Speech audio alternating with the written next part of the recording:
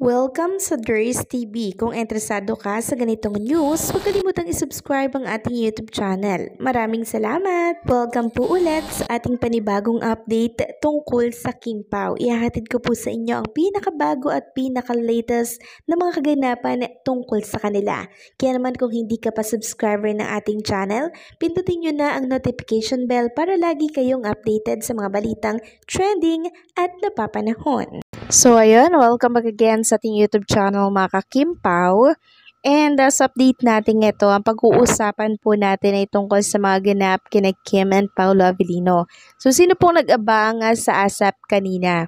Kasi doon ko lang din nakita na replay lamang po pala ang episode ng ASAP kanina. Grabe din di mo lang sinabi na replay pala yun. Sabi tuloy ng mga nag-comment, kala ko may ASAP sila now. Wala po ba? Then may nag-reply na replay ang ASAP. Replay lang pala naman mga kakimpaw, kaya pala kasama po si Gerald Anderson sa naturang episode ng ASAP. Samantalang, pag-usapan naman natin ang tungkol dito sa ini-issue po ng ilang mga fans.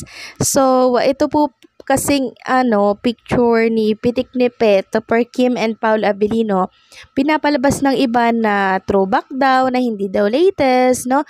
So, dapat matuto tayo na lang magpasalamat kay Pitik Nipet dahil talaga naman pong sinusundan niya po si Kim and Paolo Avellino every Sunday para lamang may paayuda siya sa atin, 'di ba? Madalas sa kanya po tayo nakakakuha po ng mga ayuda sa mga binabahagi niya pong picture ni Kim and Paolo. Kaya naman maraming salamat sa Pitik Nipet sa pagbabahagi ng mga ayuda na yan. Grabe na appreciate din po namin yan.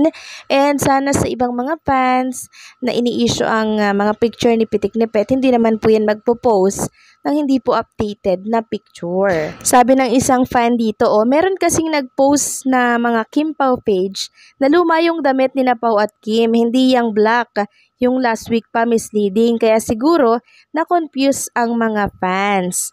Then sabi pa ng isa, minsan nga hinihingal na kakasunod sa Kim Pao si Kuya para may ayuda ng Kim Pao. So ayun, magpasalamat na lang sana yung mga page ng Kim Pao dyan dahil meron pong paayuda lagi si Pitik Nipet every Sunday. Kaya naman yung mga sinishare ko ditong picture mula po kay Pitik Nipet, talaga namang credit po sa kanya. Nagpapasalamat po kami sa kanyang mga binabahagi po na ayuda at sana hindi po kayo magsawa sa every Sunday na pagbuha nyo po or pag-shot kay Kim and Paolo. Next topic naman, may blessings na naman po si Chinita Princess ngayong Sunday dahil meron po siyang shoot. After nga po nilang mag-jogging ni Paolo Avellino with the gym body po nila, eto't may Sunday shoot si Chinita Princess by Print, no? So para saan na naman kaya ito? Panibago na naman kaya itong endorsement? Talaga naman pong binabaha po ng blessing si Chinita Princess, no? Talagang ang dami-daming nagtitiwala sa kanyang mga advertisers. Talagang basang-basa po nila yung karisma ni Kim Chu, 'di ba? Malakas po ang hatak niya sa mga target market po ng naturang brand. Kaya naman ang pray namin, mas marami pa pong endorsement ang dumating for Kim and syempre kay Paolo Avellino. So alam nyo na po ba ang balita mga ka-Kim Pao? 'Di ba may mga umuugong na balita di umano ay hiwalay na po itong ex ni Kim Chu dito sa kanyang girlfriend na si Jay. So sino ba yung G and J na yan? Alam ko meron kayong alam dito kasi may nabasa ako mula kay Jingle Bells vlog. Sabi niya, #no sa comeback movie sa ex-che. Nabasa ko lang pero no din ako. #Kim Pao. So, ito po palang issue pala dito mga ka-Kim Pao. Meron pong humihingi ng comeback movie ni Chinita Princess at itong si G. No, alam niyo po si G, yung ex ni Chinita Princess, 'di ba? Napapabalita po na yung ex niya di umano ay hiwalay na po dito kay Jay. So ngayon, merong ibang mga netizen na humihingi po ng comeback movie Sabi dito ni Jingle Bells Vlog, kada hiwalay ba ni G? Kailangan comeback movie with Kim? Dami niyang ex, uy, bakit kay Kim lang? Then may nag-reply na, so totoo yung nabasa ko. Tapos nag-reply si Jingle Bells Vlog, di pa naman po confirm kung hiwalay na. Ito lang yung gusto ng mga funny. Kung hiwalay na daw po, sus Mio Marimar. So, pansin ko lang, every time na maghihiwalay, itong ex ni Chinita Princess at yung karelasyon ng ex ni Kim, lagi pong ang gusto lagi comeback daw, comeback project sa mga naging ex ni Chinita Princess na naghihiwalay sa mga kapareha po nila.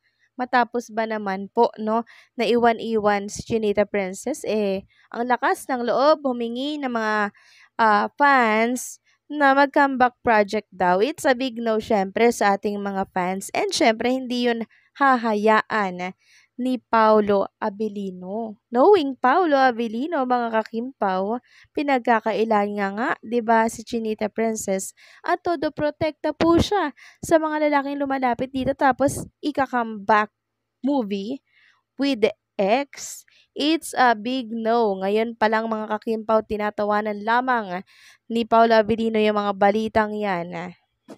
At saka isa pa, hindi din po papayag si Chinita Princess, 'di ba? Dahil okay na po sila ni Paolo Abilino. Sabi nga po ni Dinah, sus, papayag ba yung princess na magka-movie sila sa time ngayon? Hindi na yan. Nag-after sa money para sa kanya, kung saan siya masaya, yun na yun. Sa interview sa kanya ni Chang Ami, kung nakita na niya yung true love, sabi ni Miss Kim, yes. How about the greatest love? Yes. Yung true love at greatest love niya, isang tao lang. O, saan ka pa?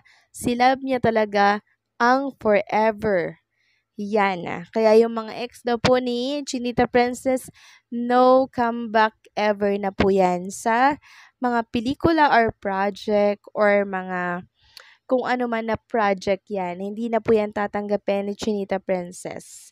And syempre, hindi po yan tatanggapin ni Paolo Abilino.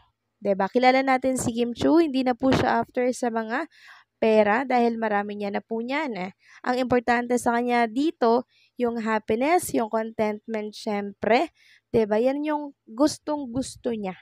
Kasi meron na po siyang happiness, contentment, kaya for sure, tatanggihan niya po yung comeback project na yan na sinisigaw ng ibang funny kay Kim and G na expo ni Chinita Princess.